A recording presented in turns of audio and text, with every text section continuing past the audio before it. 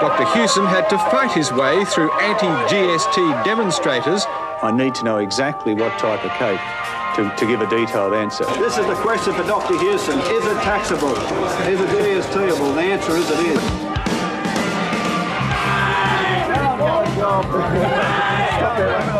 Do you apologise for those young people being told to go get a job?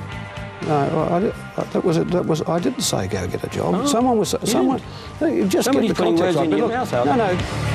How are you, Mark? Good, how are you? I'm very well. Good to see you. It's not that cold. There has been an exasperation in this election campaign with the media and gotcha questions and stories about gaffes.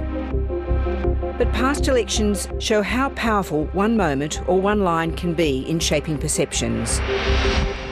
And if Anthony Albanese wins on Saturday, it will be despite such moments. National unemployment rate at the moment is, I think it's 5.4. Sorry, I'm not sure what it is. We're not proposing. I'm sorry. The opposition leader was seen to have won all three of the leaders' debates. When you've been a minister, we've had the Port of Darwin sold to a company connected with the Chinese Communist Party. All these things make different impressions on voters.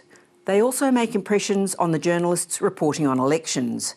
Less than a week ago, an opinion poll in The Australian suggesting Labor would win an 80-seat majority saw journalists travelling with the leaders framing questions about winning to the opposition leader and about losing to the Prime Minister. Today, new polls show the lead has narrowed. The election is now very tight. Expectations have changed again. All of that made today's appearance at the National Press Club all the more important for Anthony Albanese.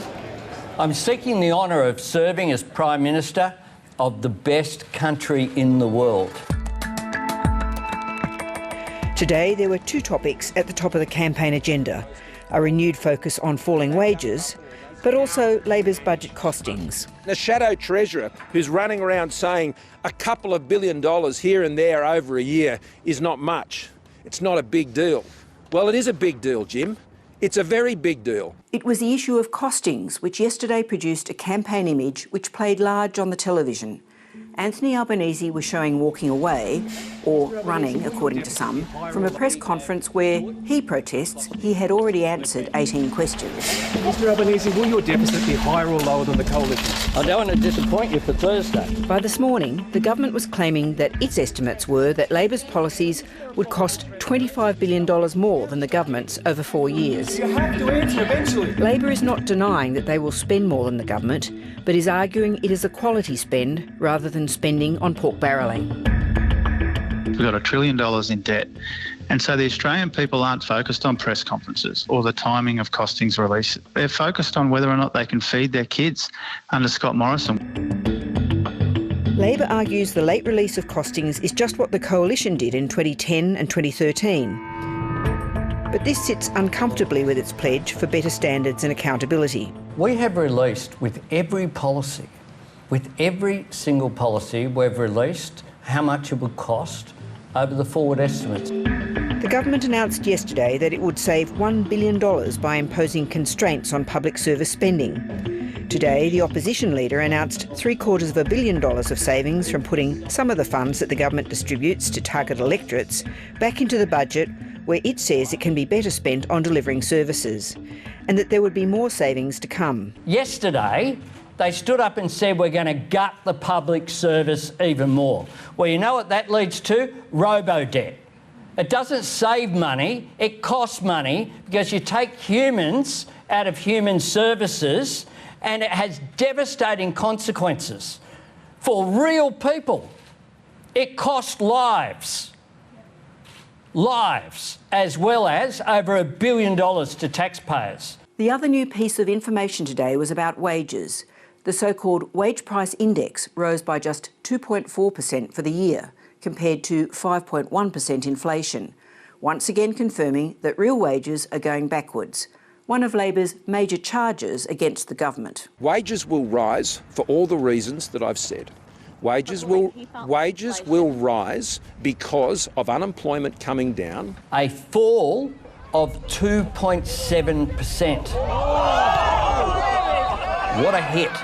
This delivers the biggest cuts to real wages in more than 20 years. At the beginning of the campaign, Scott Morrison said the election should not be a referendum about his government, but about a choice for the future. At its end, Anthony Albanese seems to agree. The choice Australians have to make this Saturday is which party can be trusted to solve these problems. The Liberal government that created them, a Prime Minister who denied them and then blamed them on someone else, or a Labor Party driven by a determination to learn the lessons of the pandemic, to face up to the big challenges confronting our country and to bring people together to build a better future.